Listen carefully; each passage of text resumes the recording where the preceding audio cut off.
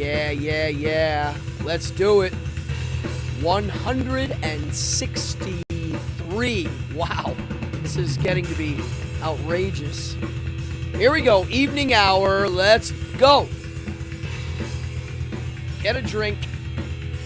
Sit back.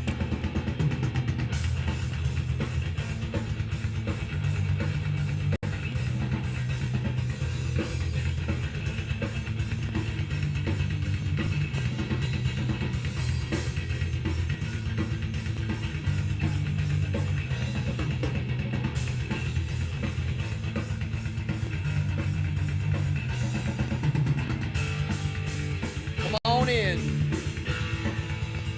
Party on Wayne on a Monday.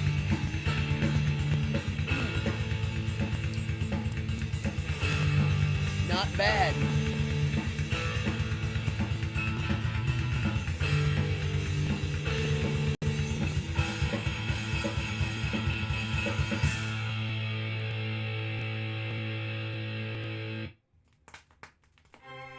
There we go. A little analog vinyl. Howdy. Oh, we got a good group in here already. I'm loving it. I'm Cardone. This is Evening Hour. If you're here to sit back and have a chat and have some fun on a Monday, you're in the right spot. My voice is a little weak today, so I'm going to have to turn down my background music because I had a rock and roll show last night. And I don't do rock and roll shows every day anymore.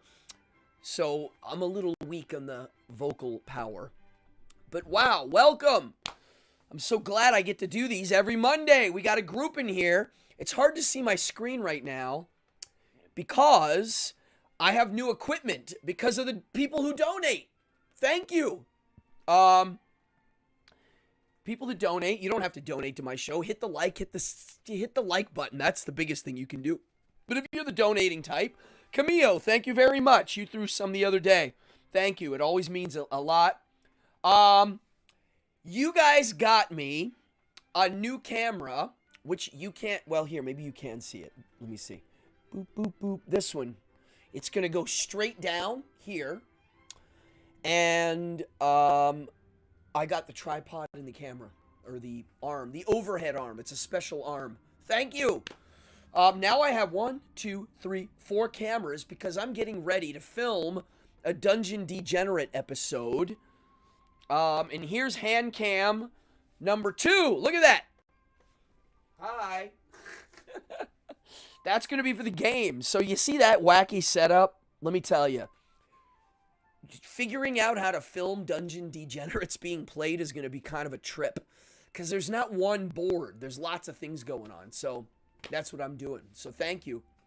Yeah, if you're new to the show, hit the like, hit the subscribe. That's the least you can do if you're having fun. It's a chat show. Thank you, James. Boom, yes, thank you, Fallon. We got Silly, Camillo, Mr. Jim Dunn's in here, Fallon's in here, my sister Yvette's in here, Ashworth, Camillo, Jason, Larry, King Guy, Eric. Who else we got? My mama's in the house. What's up, mama? Mart the Barbarian. Serena. What's up, Serena? Cheers. How are you? What else? Who else? I can't see the rest. If you're new, say hi. If you're not new, say hi. I can't tell who's who anymore with the names. So, yeah. We got a good group. Tell me if my sound sounds any weird. For some reason, the feed dies. Give it a few minutes. I have to reboot. I've only had it happen maybe 4 times in 163 episodes. Actually, there's more than 163 episodes because there's the other shows on this channel. Because I'm getting ready to do the other show, which is Boardgasm. And I will show you... boom.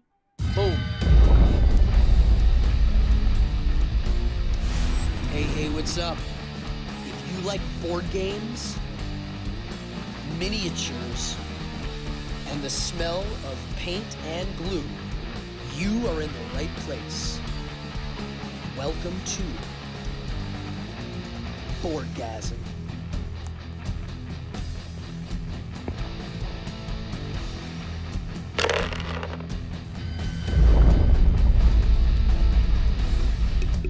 Okay, you get the deal. Yeah, it's a board game show. If you haven't seen me do it, check it out. What else before we get into the meat today? Yes, Wacky Mart is up and running. It's my swag shop. There's all sorts of stuff in there. I keep adding stuff. What else before we get into the nitty gritty? Books. Well, tonight we're doing a show on a book, but I just got this in the mail. I started going through it. It's a famous book I've always wanted to read.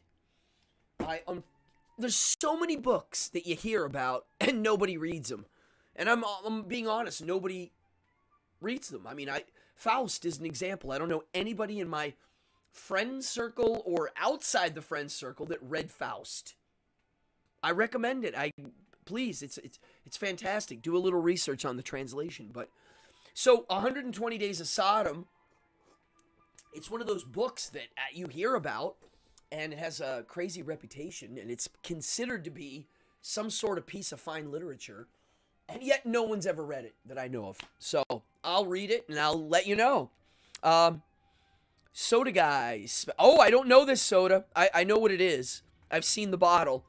Phasing players asking me if I've ever tried Spezi. No, I know what it is. It's crazy I didn't try it. Tonight, I am drinking my favorite fake beer. It's called All Out. Extra dark. Athletic Brewing Company. Highly recommend it. Super dark. Almost a medicine taste. Yeah. Okay, let's keep going. Books, yes. I'm in the middle of, right today, this morning, I got to, Gay Science. I got to Aphorism 125. It's called The Madman, and it's the famous one that has God is dead. Oh, gosh, I just karate chopped the microphone. Hello. And, I finally got to the famous one where he proclaims God is dead. And it's a very misunderstood quote. And I highly recommend this book. The Lone Wolf books, I don't know. What is that? Lone Wolf?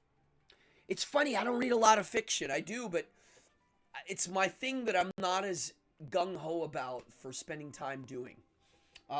Which, if you watch this show, you'll hear me mention. Games, I haven't been playing a lot of games except for Dungeon Degenerates. I've been in a hole getting ready to run the game on a level where you can watch me play and actually help me take turns in the game. You'll be able to give me advice. Even if you don't know the game, you'll be able to make suggestions on just the plot of what's going on. It's that good of a game. You can help me decide what to do, because you can kind of do anything you want in the game. I have a desire to play a few games. I have a lot of board games. Oh, I played Munchkin Dungeon the other day. Excellent. Love that game. So nothing fancy on games. I'm not awaiting anything new except for there's a game that I kickstarted years ago called Necromolds. And Necromold is a game that uses Play-Doh. And when it's out, I'll be doing a review on it. I can't wait. Film. Well, I haven't been watching much. I haven't turned my TV on in probably a week. But I have been watching a lot of, and that's the episode I did the other week, the Coffin Joe stuff. I'm a fan. I've been diving deep, and I'm getting ready to watch The End of Man, which is not a Coffin Joe movie, but it's in the box set. And other than that, I got to see Realm of Satan, which none of y'all get to see now until it's released on some sort of digital format. It played at Sundance and had a splash, and it played at the MoMA on Thursday. and that was the New York premiere, and I got to go. And I gotta say, I'm very picky. And I was a little nervous to see this movie. I'm in the movie. I have a few scenes in it. I was a little nervous. You know, when you know the people that made some... I know the guy that made the movie. He became a friend. And, you know, you're a little nervous to see it. But I'm the kind of guy, if I don't like something, I'm pretty honest. And I'll tell you what, I liked it. I was a little nervous at my magic sequences in the film. We're going to look a little dodgy just because it's magic. And I will say, I liked the movie. It works. I'm very proud to be a part of it. If it sucked, I would have said it sucked. And it's, yes, okay, well, Buffalo Juggalos is quite cool. And the filmmaker, Realm of Satan, I think is going to be a movie that it's going to be around for a long time. And here's why. I think he took some risks. I think not only did he take risks, I think he's truly experimental in some of the storytelling elements. Now, it's a, quote, documentary, but as you know, when you're doing a documentary, it's got to have a beginning, a middle, and an end. It still has to follow some rules of drama to make it work, right? So keep your eyes open. When Realm of Satan's out, my advice, if you get a chance to see it screened at a movie theater, look at my shirt, looks weird. My belt. My Dracula belt. Hi. Yeah. So if you get a chance to see it in a movie theater, do that, because the film really, really does well in the color palette, the texture of the color palette. So in a movie theater, you really get the dark when the room goes dark. And the most important feature of the film, I thought, was the sound. The sound told a large part of the story for me. It really did. There was an audio element that I thought was really powerful. So, on that note, yes, Realm of Satan. Bravo. I think there's another screening. Fallon, you would know. Fallon's in the film, too! Fallon, shout out to Fallon. You were awesome. Cheers. Forgot, you're in the movie. Yes. So, and we got to go, Fallon and I. Cheers, Fallon. It was so nice to see you the other day. It was so nice to be able to go to the fancy little cocktail party at the MoMA and get treated to such a grand event. So, we only get to do certain things like that in our lives a few times, and I cherish everyone. So, cheers. Camillo, Lava Lamp. What's going on with my Lava Lamp's acting slow today? If you haven't seen it, go check out my episode on lava lamps. Okay, what else? Music. Any new music? Tonight's episode is a wild card of sorts. I'm going to go off on the subject of the book, and we're going to talk about death. But March 3rd. Okay. Do you know if that's a day or an evening? I'm very curious. So if you're in New York City, March 3rd, at the MoMA, there is a screening. So, thank you, Fallon. Music. I heard the entire new Ace Frehley album. I'm an Ace fan. I showed him on the video the other day, and we talked about Kiss breaking up, and I like Ace a lot. I got to party with Ace one night. I probably told the story on this show. He is my favorite Kiss member. He is funny. He is wild. He is a real rock and roller to the T. I believe he's sober now.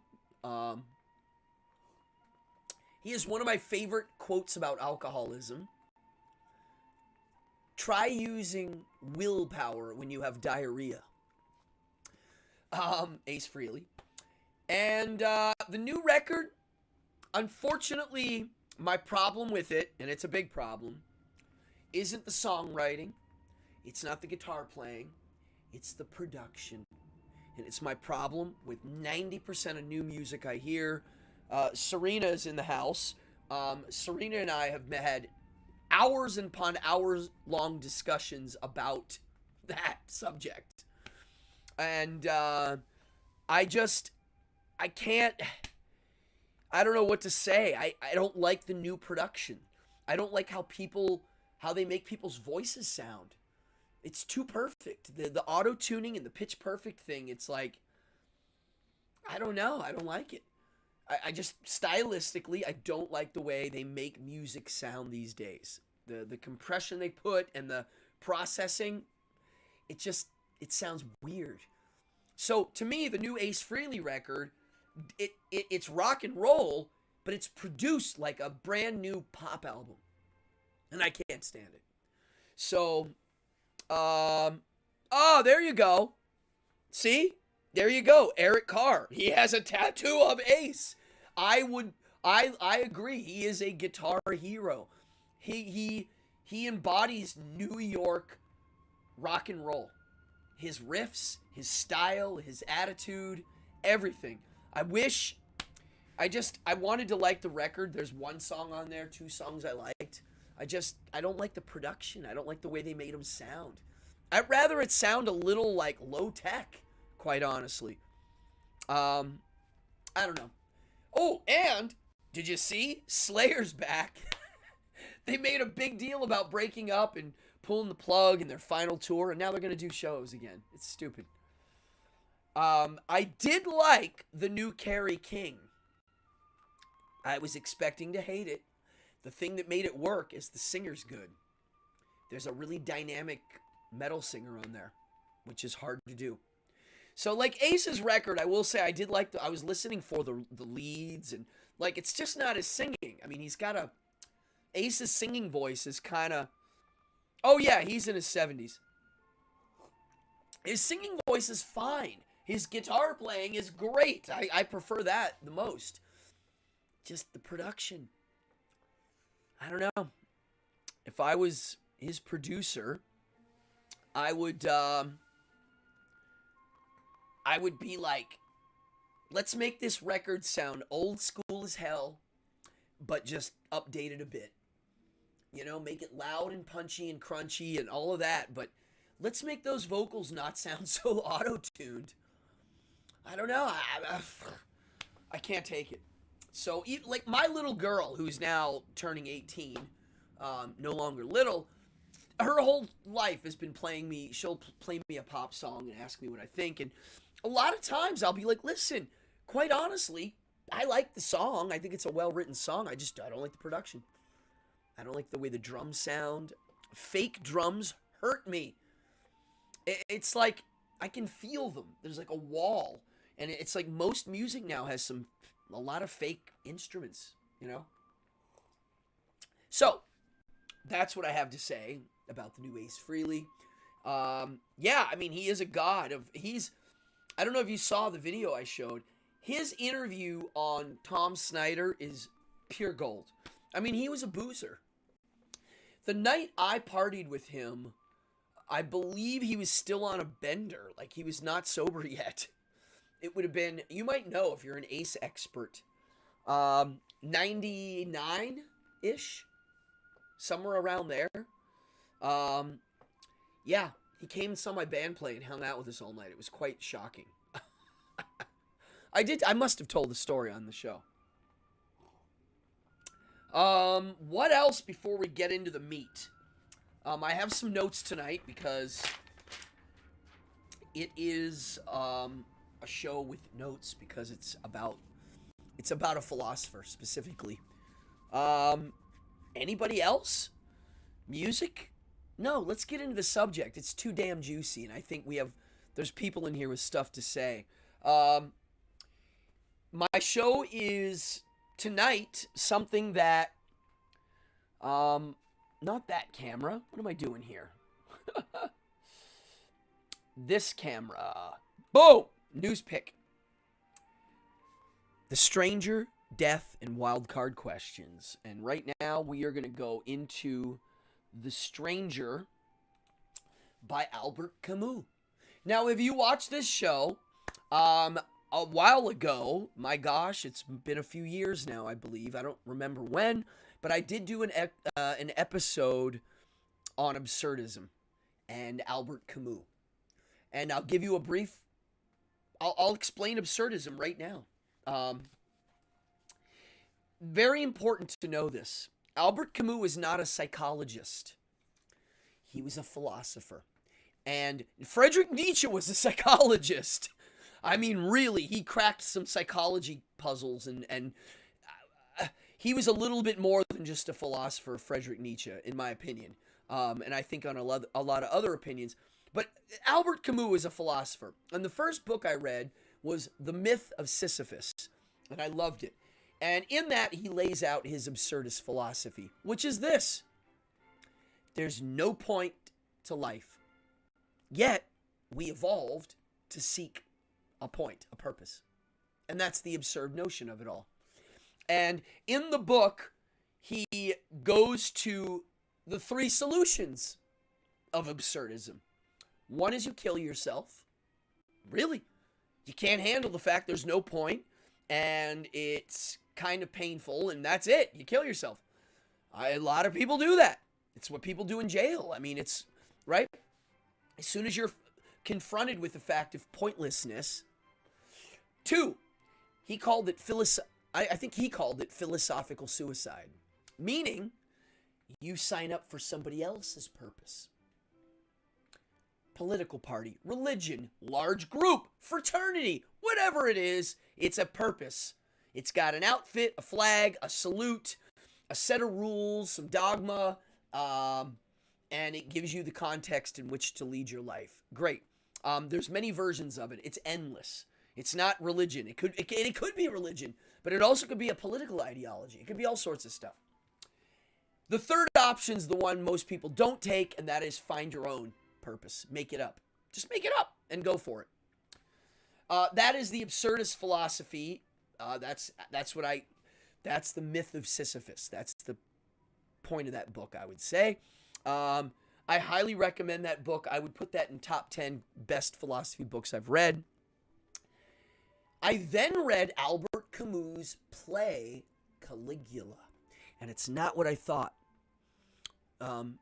It kind of makes Caligula out to be the good guy in the story. I don't like using the word good guy, but he's the hero of sorts. I loved it. Great. It's an absurdist. It's a part of the absurdist philosophy trilogy, as I heard.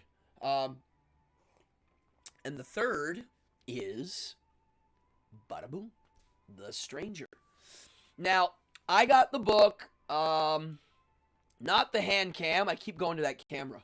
It's that camera with the scenery is right there. You can't see it, but it's like. I got this book, The Stranger, I don't know, a little while ago, and I was like, all right, I'm gonna. The third option. I got it, put it on my shelf. You know, I have a little shelf of to-read books that are on the dock, and I got to it. And the book is...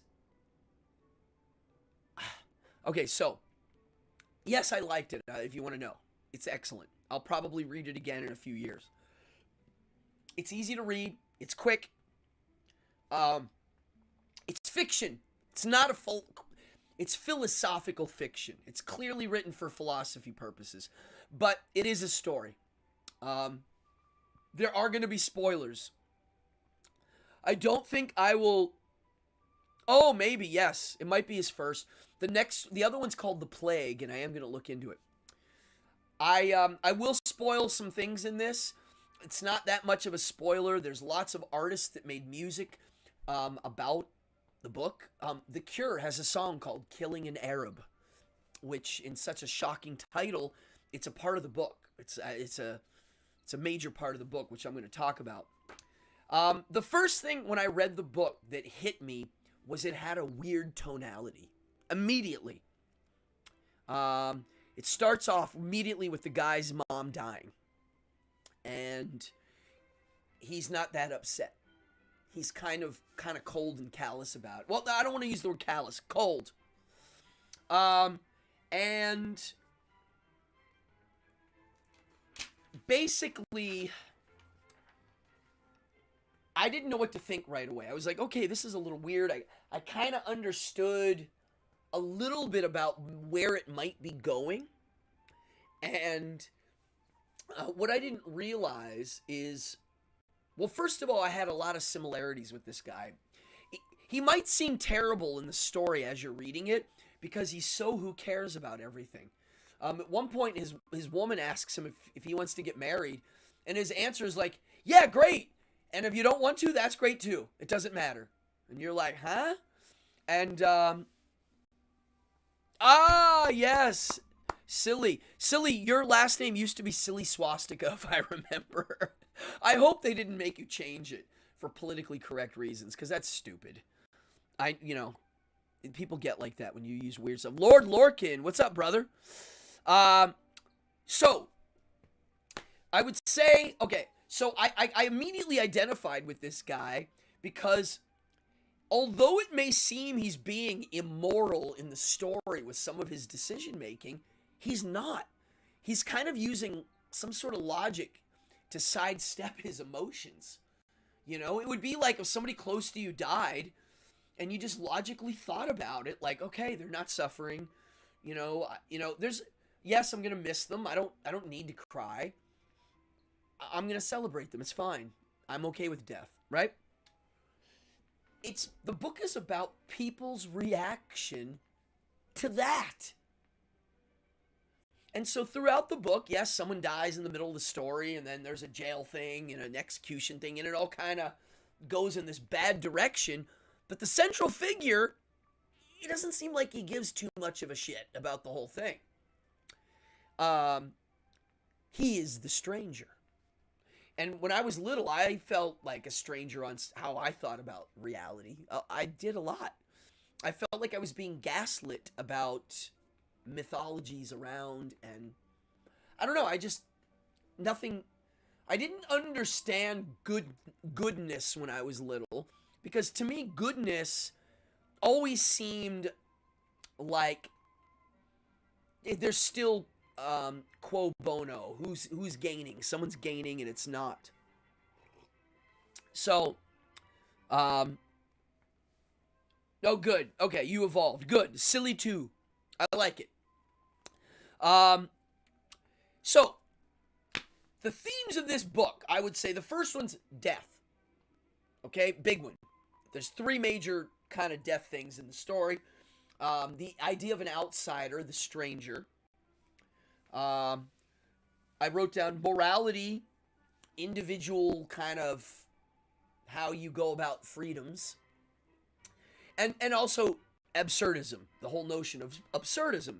And the way the story's laid out, it's really well layered, and the point of this absurdist philosophy, this man embodies it to the point where it causes him a problem.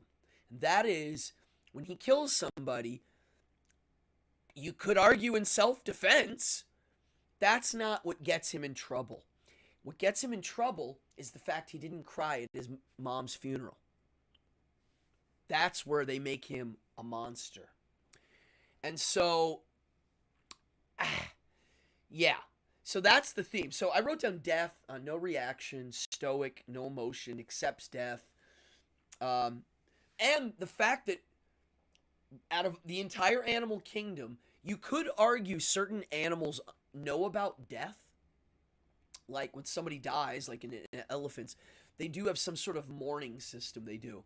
But I doubt elephants, when they're busy waking up in the morning to the time they go to bed, are contemplating their own mortality. And so that's a very unique... Hey, Total Body Carly. Yeah, you're one of the ones that we were chatting about this book. And I believe you told me you use it for teaching purposes, which is... I get it why now. Symbolically, the themes and the symbolism in the book are very... I can see why a teacher would be like, this is cool. Because I can see students maybe not catching on to it. And as soon as you point it out, they're like, wow, I can see why you enjoy teaching this. So I'm just like, I'm riffing. I just finished it today. It's a quick read. I took my time. I did it over a 3-session read. You know, 1, 2, 3, and a few hours. You know, not very quick read. So yeah, we you know we know about our mortality, and it. Oh, here we go. He's an outsider because he refuses to conform to society's standards, especially in the sector of religion. Yes, there's a very, very strong moment where he is confronted by a religious guy, and he really is like, get out of here. Everybody agrees differently. He's scapegoated because of not being a lousy crybaby. Yes. If you are strong, you are the stranger. Yes.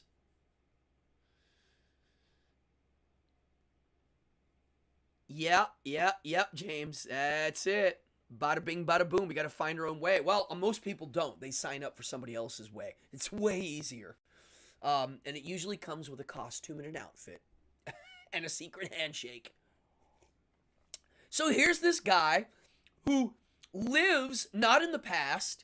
Every time he has to make a decision, he uses the context of what's in front of him to do such, including when he kills the Arab gentleman. It's all about the here and now in those scenarios, which I don't know. Yes, the priest calls him an antichrist. Yes. Oh yeah, well here's the thing about Christianity that Albert Camus didn't like. And it's the same thing Friedrich Nietzsche liked, and it denies now. It says that this is pointless. And it comes from a slave morality, meaning my life sucks, my life sucks, my life sucks. That's going to be better. Don't worry. And the boss cracking the whip on the slave goes, "Don't worry, it'll be better when you die." It's a great little concept to sell to people. Yes, they try to convert him right before, and he refuses. As that was happening in the story, I was kind of like, yeah, if the priest came to do that to me, if I was being executed, I would definitely ruin that guy's day. Because I wouldn't just refuse it and tell him to get out. I would psychologically, subtly implant things to continue on ruining his day. I would. I'd be like, come on, buddy. But yeah, yes, it is a death cult. But a death cult in a bad way. Because I'm fixated on death, but not in a bad way. And it's how I arrived at my own personal little philosophy thing that you've heard me. I did a whole show on it. It's my little idea I came up with, the 2-year rule. Pretend like you're going to die in 2 years and use that to make your decision making. It's my form of memento mori. Religion is supposed to unify. Camus reveals how Meursault is condemned because of his nonconformist beliefs. Yes, it's situational irony. Yeah. Wow, we have an actual Camus teacher in here now, which is, I love it. Thank you for joining in tonight. Mortality, individual freedom. I wrote down, yes. I wrote down that the moral codes, instead of it coming from externally, like a learned, like, here, do this, it's a personal version of it. And my moral codes definitely might not be like somebody else's. There are some differences. The 2-year rule. Yes, I told you. My 2-year rule in a nutshell is this. If you pretend like you're going to die in 2 years and you make decisions, you have a whole nother process. Oh, wow. Oh, wow. That's wild, Jason. He said he had it done. A priest came to give you your last rites. Wow. Well, it cheers that you're alive. Wow. Hail to you. So 2-year rule. Hey, you want to see that new Marvel movie that came out? Or would you rather watch Dawn of the Dead one more time? You know what I'm picking. Why would I waste my time? If I knew I was going to croak in 2 years, would I ever sit in front of a TV and flip channels randomly? No! Why would I do that? if you really thought you were going to die in 2 years, like, dude, the clock's ticking, you're just going to sit and channel surf? No, you would not. And I don't either. I stopped. It made me stop all sorts of things. It made me stop hanging out with certain types of people. If you knew you were going to die in 2 years, you'd be like, Now, the reason why I picked 2 years is it's enough time to do a lot of things. 1 year is a little tight. 2, you can get married, you could get a degree, you could start a business, you could travel. I mean, really, you could write a book. There's a lot. 2 years. But 2 years would be gone so quickly. You also wouldn't sleep a lot, and I know that because I've met people dying, and they're like, yeah, I don't want to sleep. I don't want to waste any time. Wow, that when I heard that, it was pretty powerful. So, anywho, let's keep moving. This is fascinating. Indifferent to things in life. His punishment. It's funny. It's in the old days when you were bad, and they did something bad. Like, let's say, I don't know, somebody burned down someone's house because they didn't like them. So when they punished you, they physically beat you. Whack, whack, or they killed you. Nowadays, they psychologically torture you. You're getting one or the other. So now it's guilt, and we're gonna make you live in a cage and not see any friends or family, and you're gonna or what do they call it? Solitary confinement, which is pure psychological terror, right? And so, I mean, I'd rather get beat, actually. But this book, even his guilt in the book, it's like he doesn't seem very guilty about any of his actions. And why, after reading it, you're like, well, why would he? I mean, all of the things that happen, especially even the killing part, if you look at it with a microscope, it seems like he could have easily been a self-defense case. One of my favorite details in the story is that when he shoots the guy, he shoots him once, pauses, and then finishes the gun. 1, 2, 3, 4. It's a 5-shot. I found that fascinating, that he was decided to complete the job. And it reminded me of a gun case.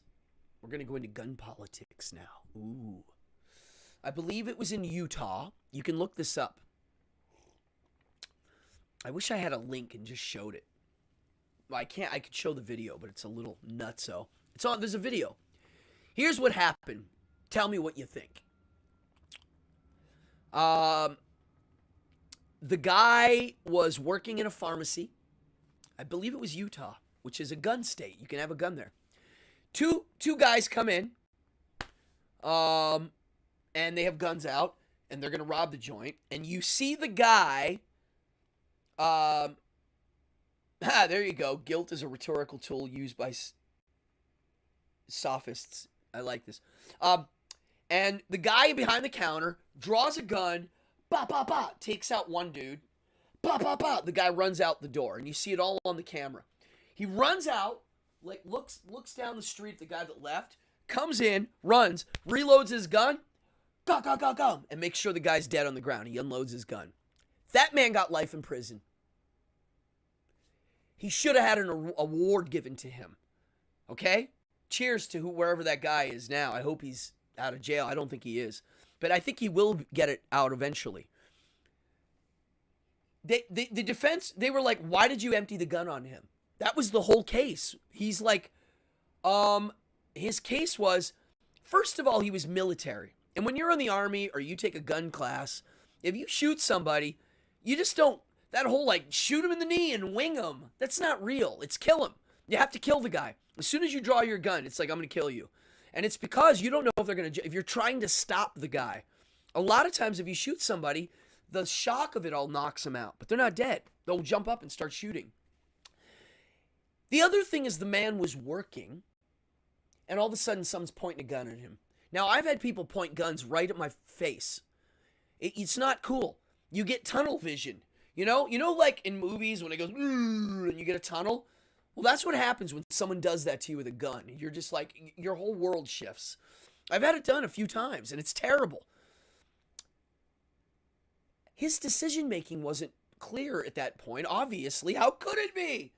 But I think what he did was great. He actually took charge and shut it down. As soon as you draw a weapon on somebody, fake or not, in my opinion, you just lost all your rights to live. Quite frankly, that guy should have been able to tie him up and slap him around a bit and then kill him. I mean, really, it's ridiculous. The guy was working at his job, not bothering anybody, and two people are pointing guns. He's allowed to turn into an animal. Okay? There should be a clause called the animal clause. It's the animal clause, where if you have to show your claws and get nuts, it's okay. Why? Because the other guy started it, and he finished it. So, in that book, that moment that he made sure the guy was dead, I don't know, it reminded me of that, and how this actual court case, the guy was judged not on saving himself and like taking out a couple thug idiots that are probably robbing other places. He got penalized for being a little extra ruthless in his self-defense. What? He got judged for, yeah. So, I found that an interesting little thing that popped into my head. And it's one of the things that, I don't know if I would call it the solution, but the solution to absurdism is death. Death is. It's the only thing that's for sure. It's the only context. And I will add to that entropy, which means to me it is death. It's like the precursor to death. Everything's moving in a direction. I'm not getting younger, I'm dying. I'm getting older. Ah, yes, the criminal. Yeah. Well, yeah. So the answer to absurdism is death. And it's not just death, like go kill yourself, because Camus thought if you commit suicide, you're actually adding to the absurd nature of it all. But death meaning the idea that we know that death's coming, no matter what, whether I die now or next week, it's coming. That is what makes life meaningful. It's temporariness. And this is why they want to make an example out of him to society. Yes, they do. Well, that's what, yeah. See, that's the thing about punishing people. It's not really for them. It's for everybody else to see. For real. That's what that punishment. This is why I always thought, why would they do the death? I'm actually pro-death, but not into the death penalty for one reason alone. And that is, as soon as you give the state that power, they can fake it. Like, it is fakeable. Like, there are mistakes, and you can plant evidence and kill people. It's the one that I'm like, it's a little weird. You can make mistakes in the process. So, therefore, not into it. But, why do we do our death penalty behind secret doors? It used to be public. You know, you went and saw it like they do in Saudi still, to scare everybody, which is the only sole purpose for it. So when it's behind closed doors and no one knows about it and it's secret, it seems kind of dirty. Well, there you go. Yes, the intent is to scare them into morality. A man-made concept. Morality. That's the whole point of Friedrich Nietzsche's, one of his main points of his writing, is morality is man-made. It's 100% man-made. Now, we have certain things that we follow that we can interpret as morality, such as we don't like to kill, for random reasons, because it would disrupt our little thing that we do to stay alive as humans. We are a group, tribal life form. Clearly, we need interaction. It made us live longer. It helped us survive.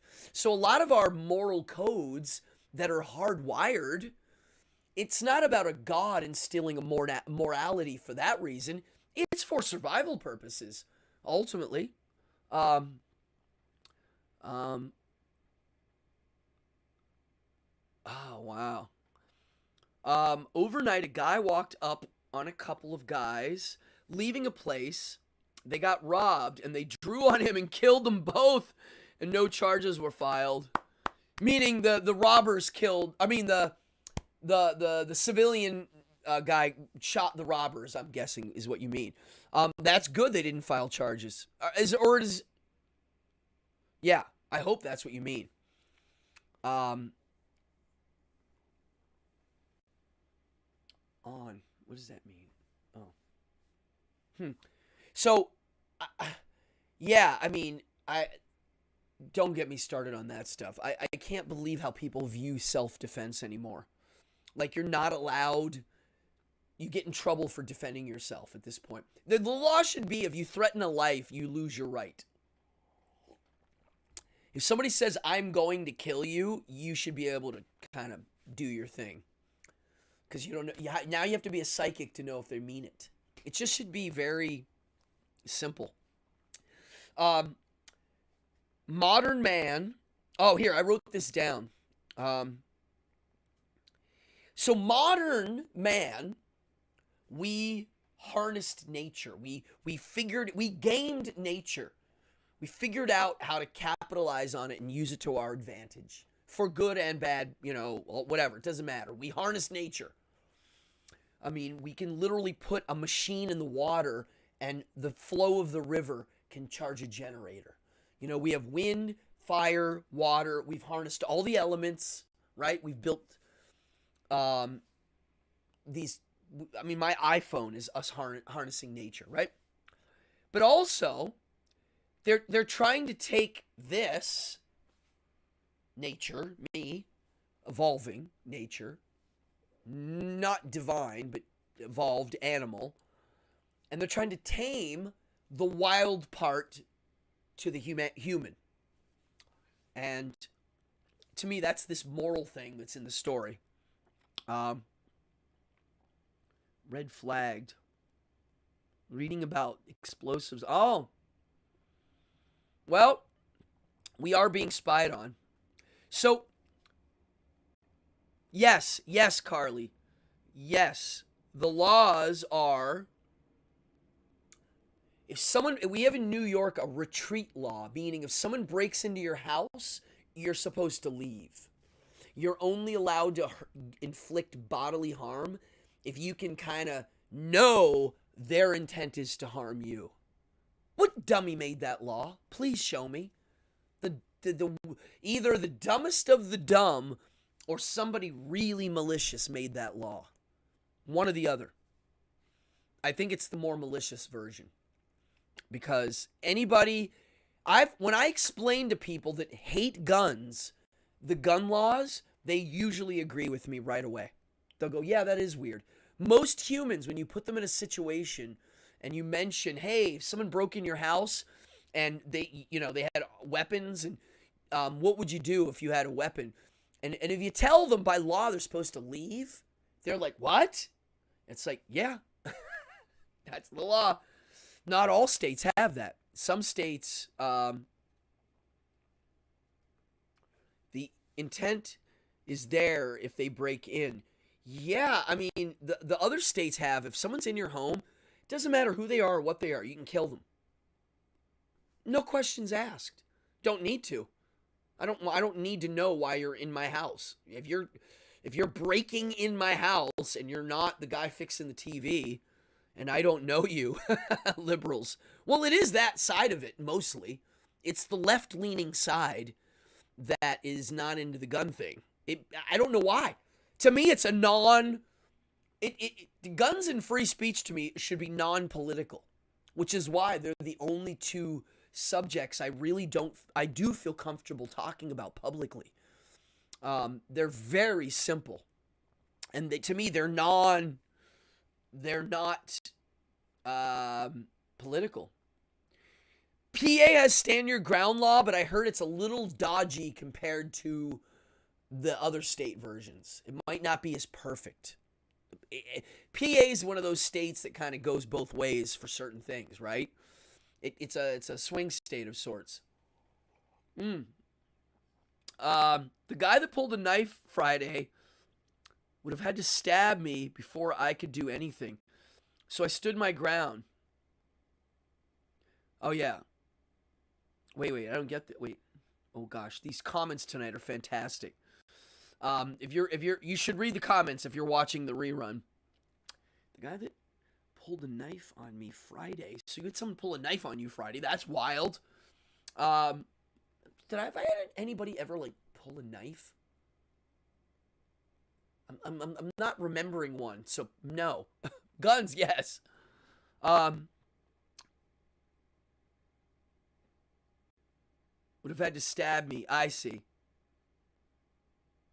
Wow. There's a recent case where a man was building his own guns, okay, and was arrested in Brooklyn. Oh, yeah, I did hear about this. Well, go ahead and ban guns. I don't know if you've ever noticed. Did you ever look up the Japanese prime minister that was killed? Not long ago. A year and a half ago. He just stepped down as prime minister, and the new guy came in. And a Japanese guy made a shotgun. He made a double-barreled shotgun. I don't know out of what. And he killed it. The first one didn't go off. The second one, he killed the guy. It's shocking.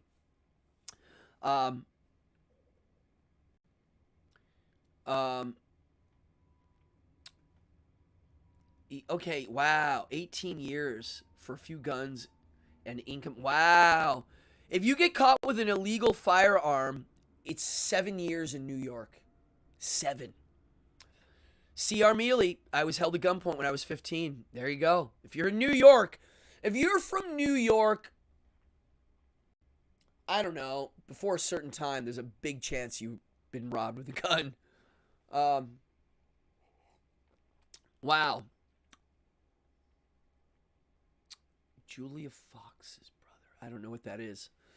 Yeah, I mean, I don't know. Let's keep going here on death because,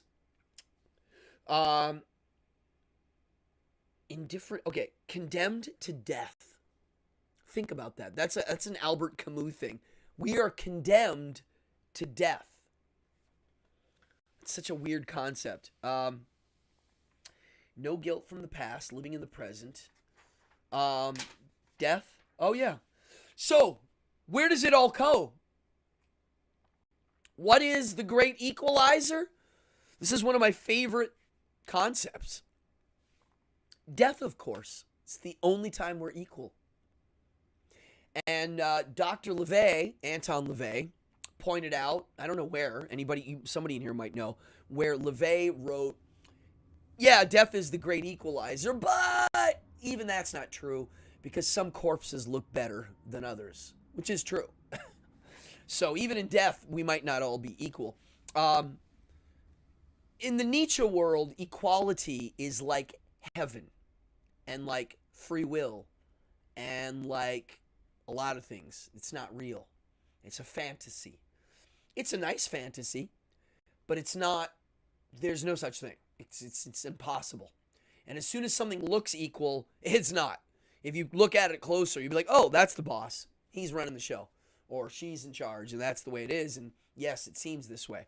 It's the laws of nature never go away. You can change the wording around.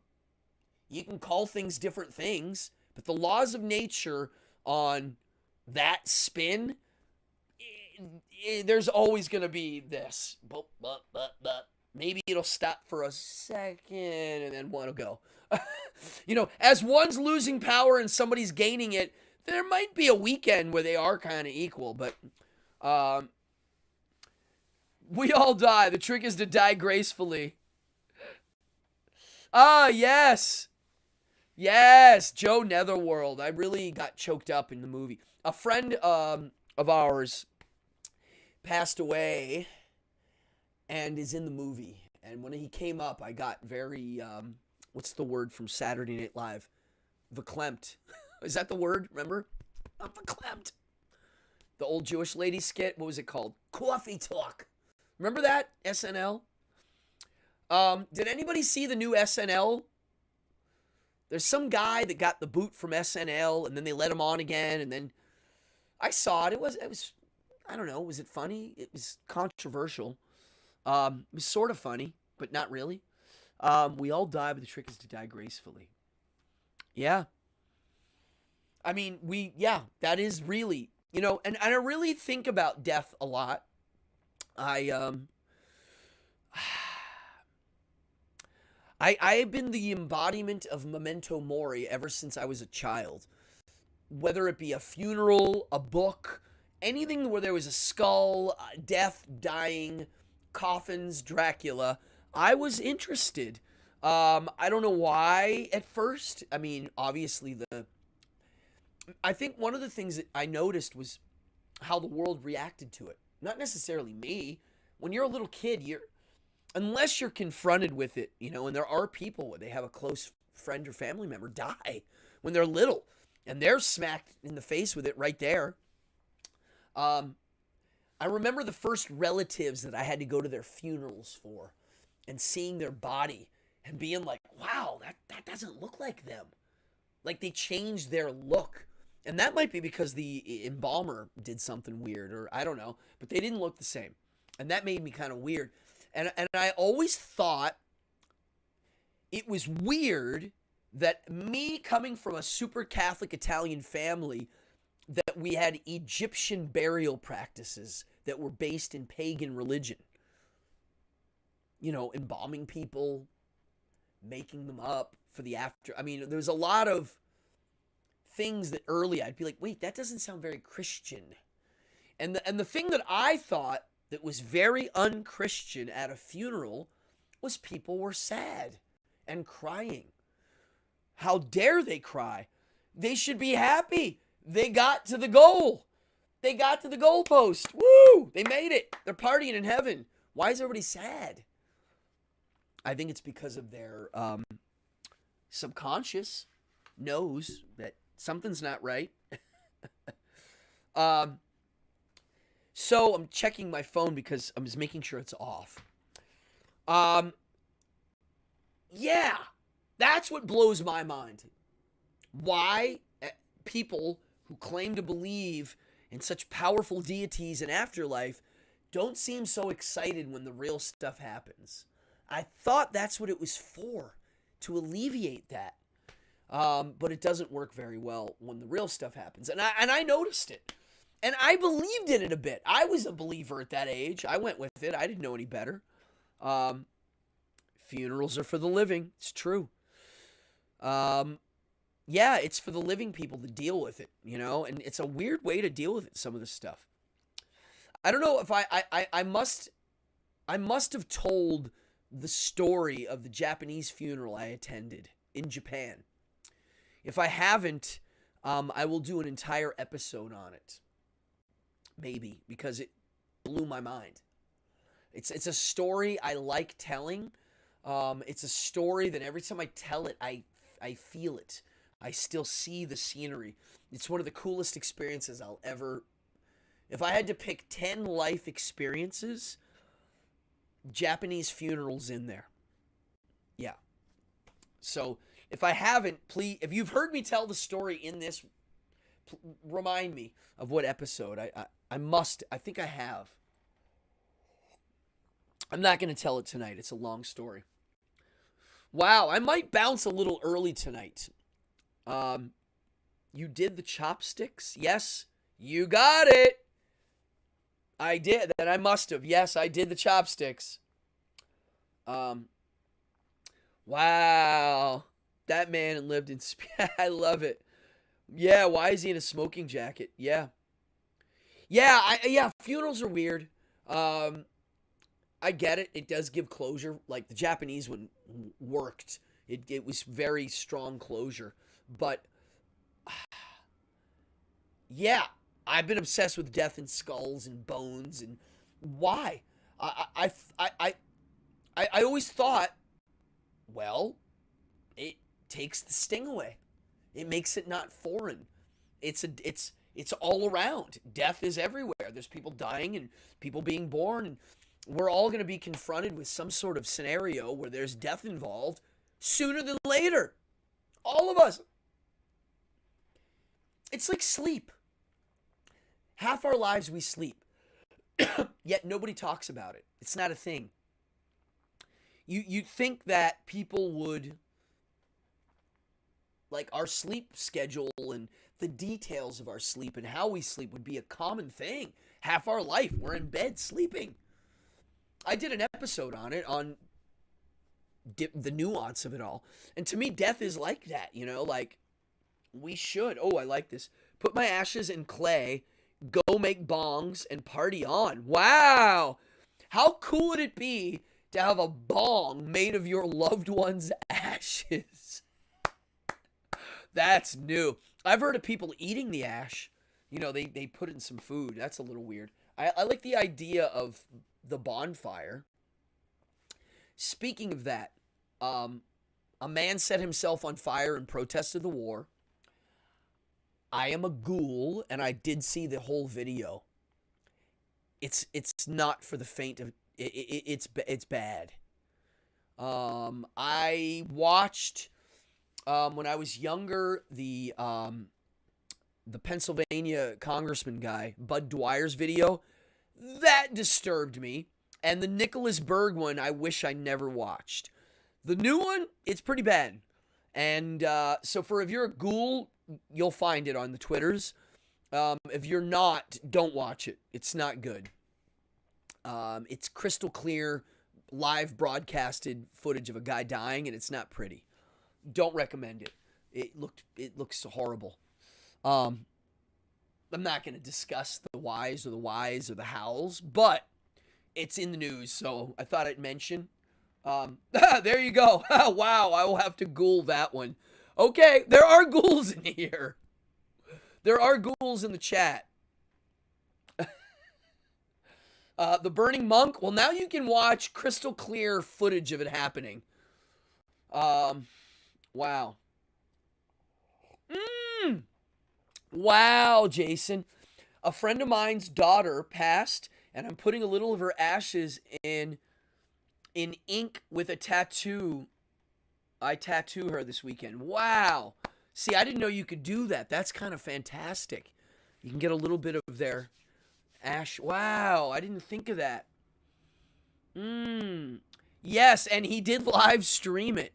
I don't know. I'm not into martyrdom like that. I think it's silly, but I don't know. That was his will to power, and he's all over the TV, so I guess good for him. Wow. Yeah, in a tattoo. Yeah, that's what I thought. Yeah. I mean, I like celebrating the fact we're going to die. That's why, that's one of those things I have in common with most of the people I like, is we all celebrate life. We talk about death. Yes, it's disturbing and sad sometimes. Yes, it can be shocking, but it's just the way it is. It's such a huge, I mean, oh yeah, Hunter S. Thompson's ashes blown up from a cannon. Some people can do the outer space one. If you're rich, you put it in the rocket.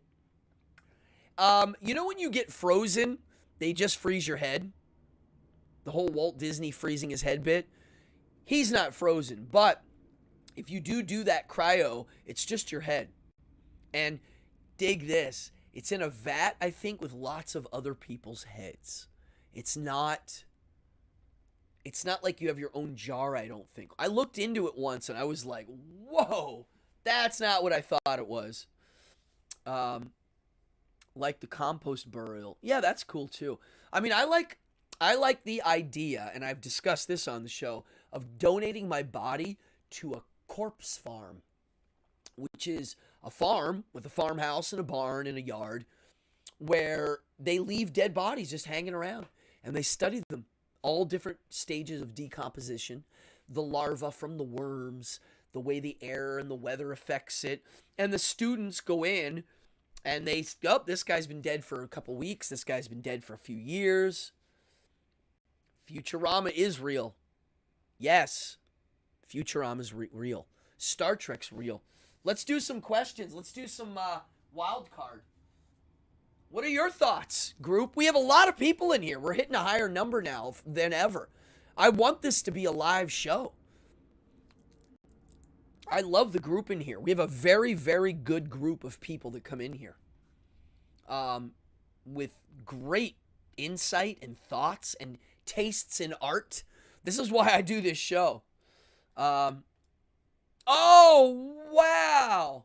You can have your ashes put in a vinyl record. So if you knew you were going to die, you could make a recording, voiceover, music, whatever, and then get it burned in and put in vinyl. Wow. Interesting. Bong idea. Oh my God. I love it too, James. Mr. Jim Dunn, if I croak before you, I give you guys permission to do that with some of my ashes. Make a bong. Wow. And if you croak before me, and you're going to do the cremating thing, I'll put some of your ashes in a bong. What a cool thing to be like, yeah, that's my friend is in there. All right, questions. I'm pretty much an open book about most things. Some things I don't talk about. Ah, interesting. Wonderful question from Camillo. What are my thoughts on Leonardo da Vinci stealing corpses to draw? I think it's kind of great. I mean,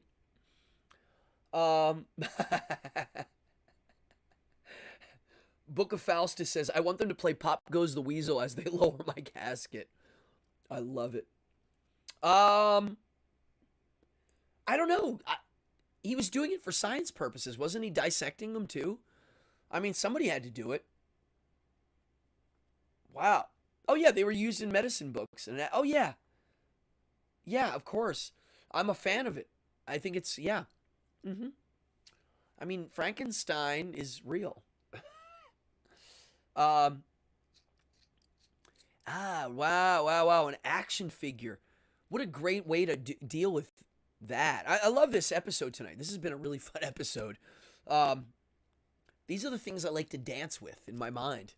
This is creative, fun thought. This is what we do. If we creatively think about these things, we find new fun ideas. And free-form thought is important. I always say this. You got to make time to just sit and think. If you sit around, turn your TV off and phone. Sit around and think. Pick a subject and give it 50 definitions.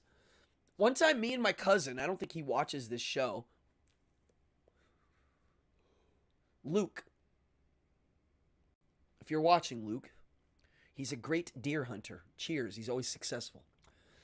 Him and I sat down. He was quite young, and we were coming up with new words for poop. And we spent an hour or so on it. He also pieced together multiple animal parts for paintings.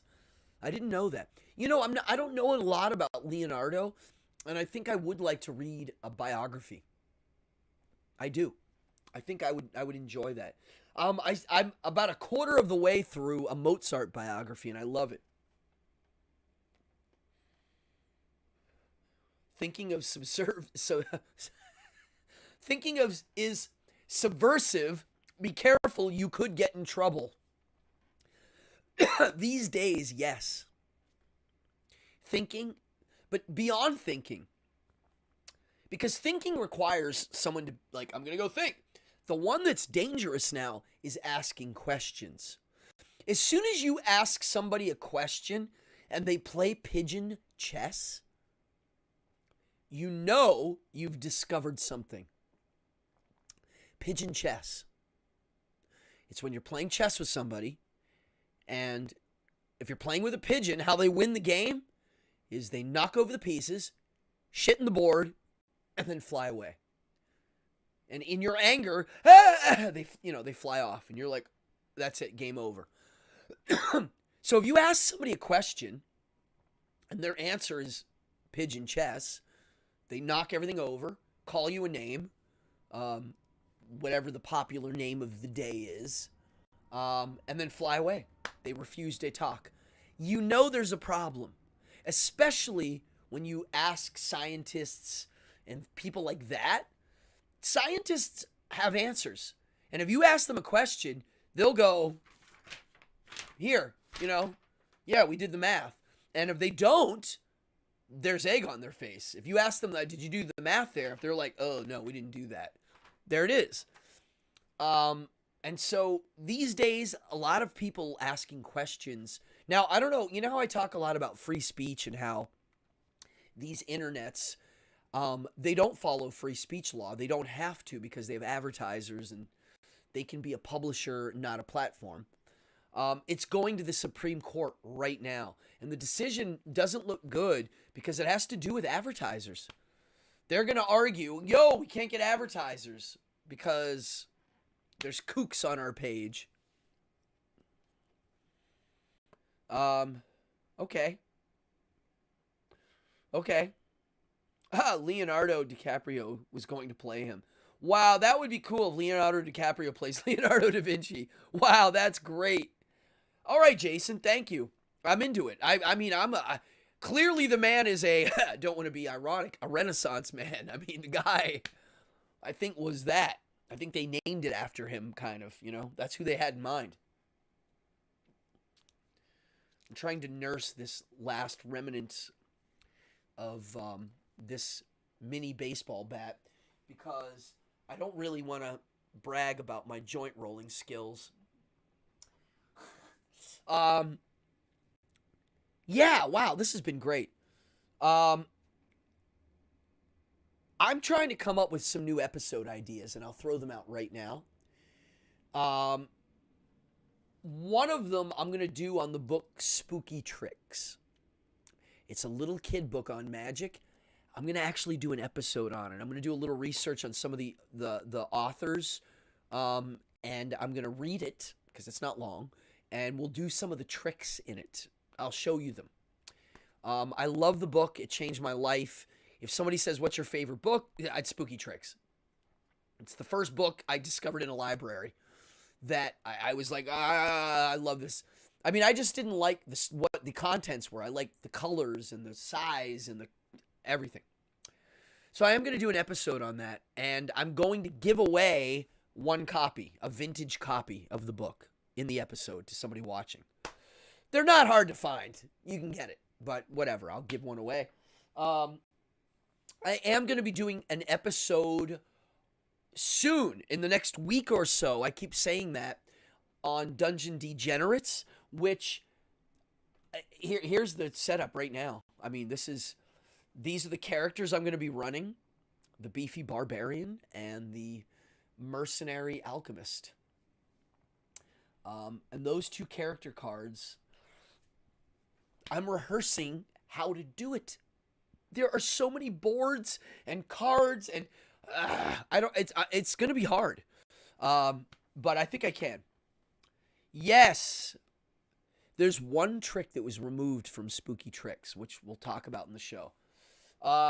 It might be the only trick that I don't read, so that you have to find the book. So if you know what it is, don't say it. I want it to be kind of quiet. They removed a trick from the book, and I think it's stupid. It deals with dying, but yeah, it's a little kid book, but who cares? It's a trick that David Blaine did on one of his specials, and it's in this book. It's kind of neat. I do want to do an episode. I'm going to do another one on the Ramones thing. Yep, PC Police. Because it's in motion. It's moving. It's in the public eye. I've been on TV a few times. I've hit a little bit of a roadblock. I expected a few, and it's a funny one. So I think I'm going to do, as it gets closer to spring, another Ramones episode, and I'll pick a subject. I have some interviews I want to do. I just don't like doing them because I don't like I get nervous. God, there's a weird delay. Is there a delay? Is there like a weird delay right now? Like when I move my mouth, is it matching? Huh. Weird. Huh. Okay. I'm having like a psychic weird moment right now where I'm looking at multiple cameras of me. Yeah. What was I talking about? Episodes. I have a lot of interviews. I really want to interview Richie Stotts from the Plasmatics. I really want to interview Paris Mayhew from Cro-Mags. These are people that are friends of mine that I can get on here, and I think they'll be amazing. I want to interview Batman artist Paul Pope. If you're watching, Paul, you got to do an interview. I have a million questions, and you're an amazing artist. Okay. Oh, wow. Okay. Matches, kind of. Wow. Okay. Cool. Um, so those are some interviews I want to do. I just don't like doing them. They stress me out. I like it when someone's sitting here. You know, I've had some where they're like, some of my friends are sitting here. James is like, take another puff.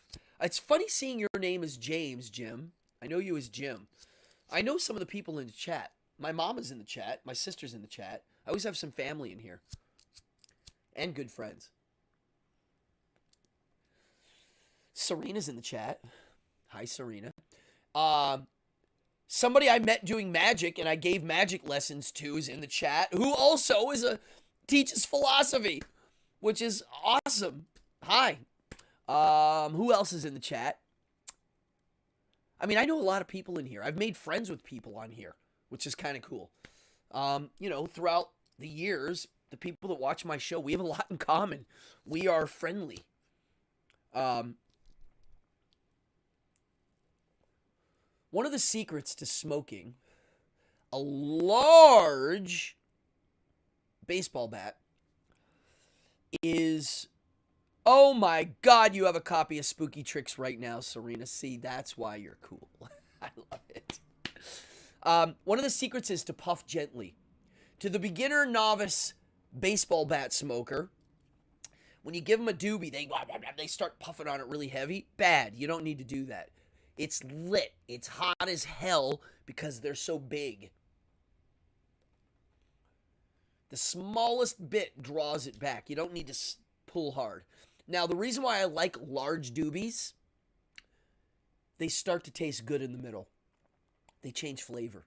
So if you're into the flavor, which why would you not be?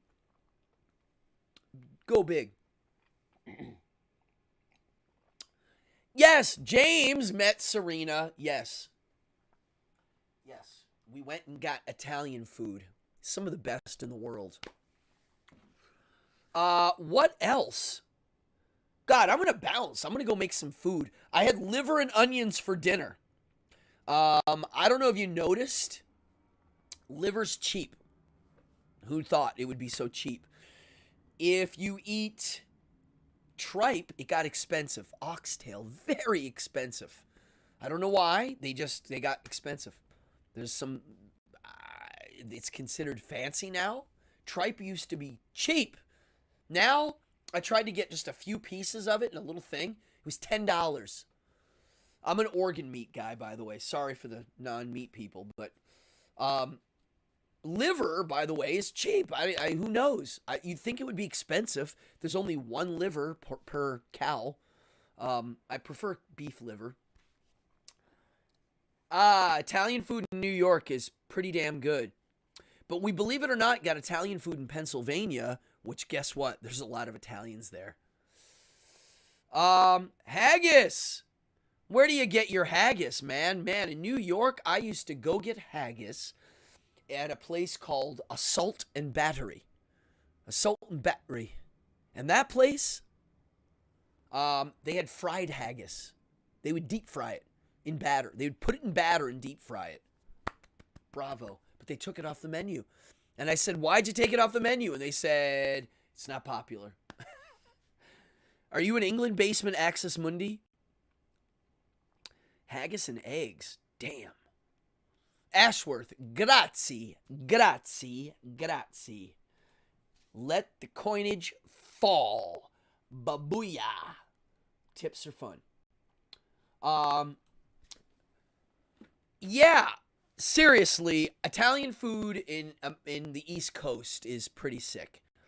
We have great food in New York. If you live in New York City, um,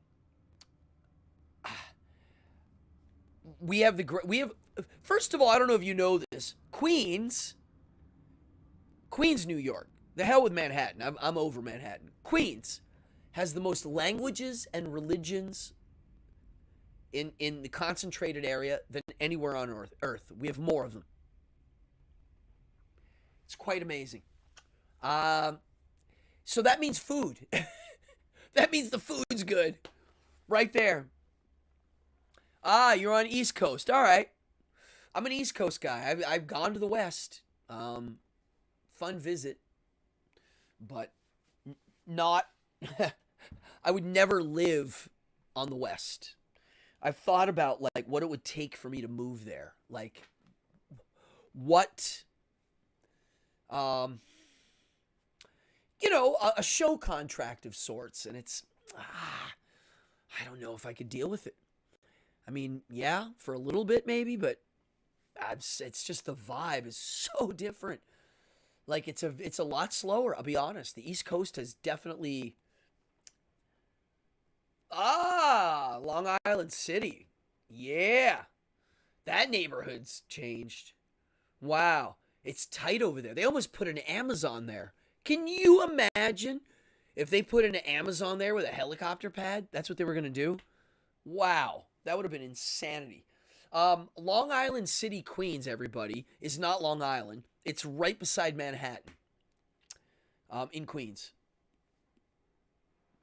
Wow. Mr. Mealy, the Bhutanese.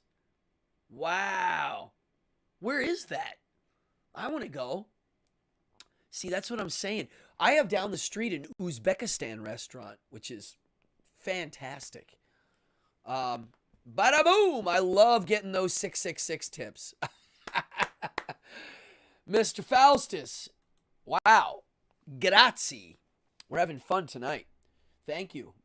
Yeah, anybody that tips, it goes into my things. I mean, I live off of performing, so thank you very much. And again, hit that damn like and subscribe. And the notify, because they don't like you. And so, yes, it does have a good view of Manhattan.